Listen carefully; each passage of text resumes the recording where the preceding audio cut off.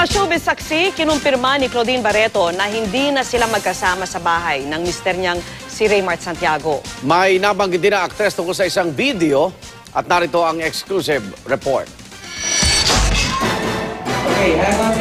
Kung todo costume pa si Raymart Santiago sa birthday party nung isang taon ng anak nila ni Claudine Barreto na si Sabina. Pero sa 9th birthday ng panganay nitong Sabado, absent ang padre de pamilya. Alam niya na may party. Pero wala dito ang mga Santiago.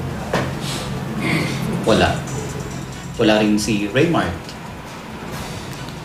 Did he reach out kay Sabina? Nagpadala ba siya ng flowers, gifts? No. Gusto ko pa rin maramdaman ng anak ko na mahal siya. Dahil alam kong mahal naman talaga siya ng papa niya. Kinumpirma na rin ni Claudine na hindi na sila magkasama sa bahay ni Raymart.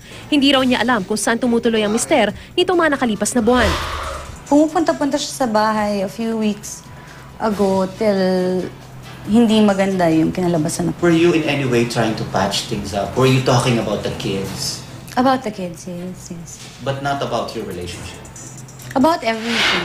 Sa gitna ng panayam, biglang may sinabi si Claudine tungkol sa isang video.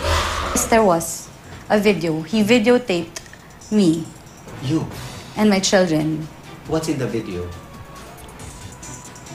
Pag lumabas, sa kanila lang nanggaling yun. And it traumatized me and my children.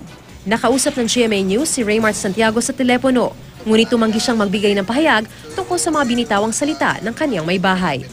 Para sa saksi, Mariz Umali, nag-uula.